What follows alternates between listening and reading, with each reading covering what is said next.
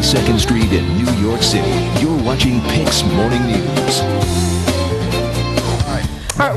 Her ordeal started with a misdiagnosis and turned into an infection that caused her to lose all 4 of her limbs and some of her sight. We're going to hear firsthand from a Brooklyn mom's fight to reclaim her life when she talks with us live right in our studios.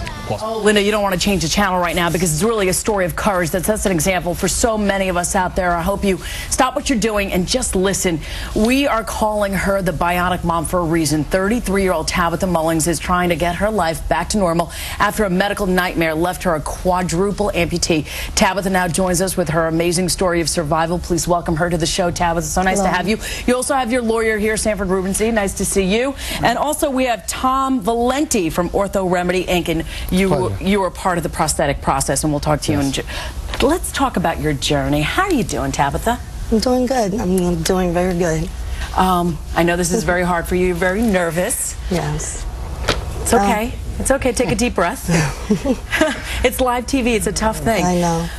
I mean, you've got your, yes, please don't curse. It's live TV. That's not good. But show us your arms right now, because you just got retrofitted for them, right? Yes. That is amazing. So your mind is connecting, right? Explain that right now. I think Tom can explain it more than what I could. I know that I just think about having my real fingers and just opening up my hand, you know, with just the impulses of my muscles and stuff. And yeah. If you wanted to grab this. Yeah, I could. Wow. Tom, explain a little bit about this, because this is a miracle. She's, you know, she lost both of her arms, her legs, and look, she's able to do something as simple, something that we take for granted.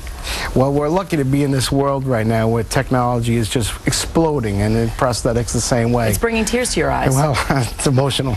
Why? Sorry, but well, it's life. It's life. Tabitha had a terrible experience, and now she's getting back to it, you know? Yeah, so, she's a total inspiration to so many of us. All of us, all of us. Yeah, that's why we had to have No question, Tabitha is a role model for those afflicted with disabilities, and she has been an amazing, courageous woman throughout all this. To be a quadruple amputee and legally blind, amazing. All right, Sanford, I want to ask, and everybody wants to know, how does it work? This technology is out of a company called Touch Bionics, and they're the first company to actually build a myoelectric prosthetic hand that's microprocessor controlled.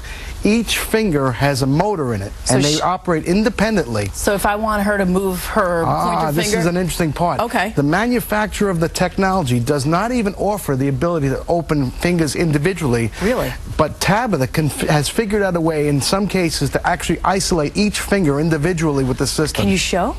Let's see. Okay, can you try? I know this is difficult. Okay. But she's sort of figured out how to do it herself. Yeah, somehow, and I don't even know how she does it. At the last visit in the office, she was actually able to extend just her index finger. You just did it. Yeah. That's all in your mind, it. right? All in the mind. For some reason, I can take, you know, at one time I could take down my 2 pinkies. I mean, the pinky and the ring finger, and just bring them back up, and then bring all fingers down, and, you know, vice versa. And it's all because where the machine is laying at on my arm. The switches are placed over the muscle bellies. It's so much going on, and I just want to give everybody a little bit of the backstory. Tabitha, your journey began when you went to Brooklyn Hospital Center. You were misdiagnosed with kidney stones, and you developed sepsis and gangrene that basically made you lose all of your limbs, right? Yes. And what went through your mind? I mean, you're a mom of 3, and how did you find the courage and to persevere? Well, because I have children, and once you give life in this world, it's not about you anymore. It's about your seed, what you bring into this world, and how they will become. And you know, I think it's my family, friends, and amongst everybody that cared enough about me that I'm here now. Oh yeah. Definitely. And when you look at your hands, how does that make you feel? I mean, is this like kind of like a new beginning for you, a new start in a way? Well, take a look at the right. The right is the finished one. You can see that that's a cosmetic restoration. The left is just a production glove, but that's how it will look when it's finished. Wow. And can we shake hands and everything? Well, that one's not this one, because it's She's not left-hand dominant, so we gave her a passive hand now on the right, so that'll be converted when she gets comfortable with the left. What do you say to other people that, you know, are standing there today talking about how bad their life is, and what is the message that you would like to put out? My message to everyone is you don't need to be born with any kind of handicap in order to go on with your life the way you choose to live it. There's technology out there that helps anybody nowadays, and you know, it lets you live that normal life. It lets you walk down the street and not let everybody stare at you and saying, you know, oh my gosh, you don't have no hands, or you know, so not only just hands, you had to learn how to walk again. I mean, you lost both of your legs. Yes, I mean, I have both legs. Oh, wow. What was that like to learn how? I mean, almost a year, right, to get your legs going?